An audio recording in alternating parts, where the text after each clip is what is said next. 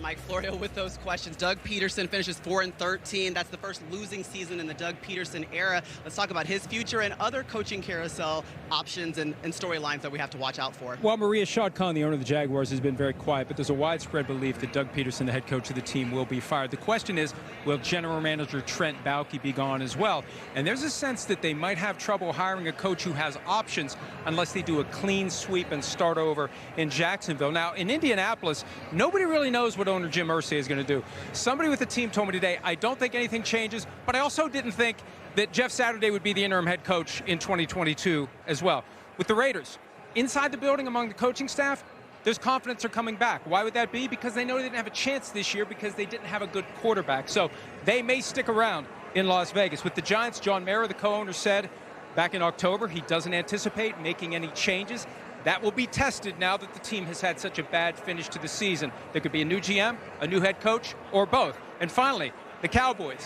Mike McCarthy, his contract expires. Jerry Jones said this week that the hay is already in the barn, and he also said if Mike McCarthy wants to interview with any other team, he can. He wants people who want to be there. So we'll find out at some point this week about him. And officially, we do have 4 coaching vacancies in the NFL, Florio.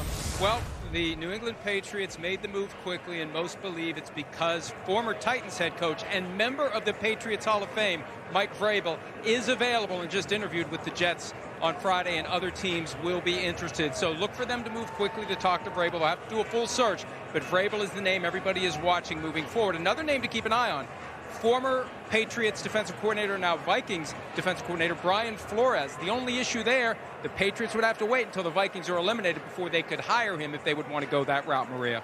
All right, now remember, guys, Jerod Mayo, he played 8 seasons for the Patriots. He won a Super Bowl. He joined the coaching staff in 2019. And Robert Kraft said in a statement today that when other teams started requesting to interview Mayo, he feared that he would lose them, so he committed to making him the next coach, put a clause in his contract. And he also said this was the hardest decision that he's ever had to make.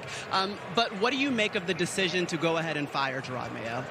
You want to go first, Jason, on this one? Yeah, I think the biggest thing for me is, we talked about it earlier, 1 year, you say, did he get a real chance? But you evaluate these decisions less on the record, more on the feeling in the building. Dan Campbell was 4-19-1 his first year and a half in Detroit. But you talk to anybody, player or coach alike, they felt like, hey, this is the leader, this is the guy. There's a vibe in the building that everybody was embracing despite the results. Clearly that didn't exist in New England. And you can tell the last few weeks, just a lot of things, whether it was players talking about fans, whether it was media things happening.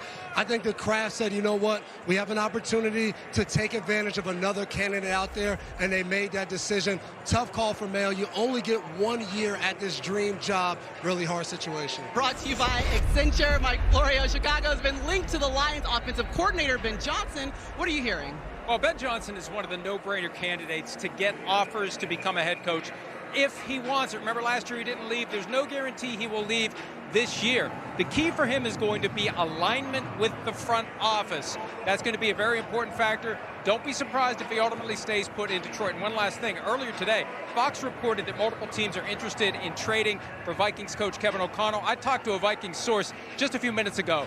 I was told, we love Kevin, and he's not being traded.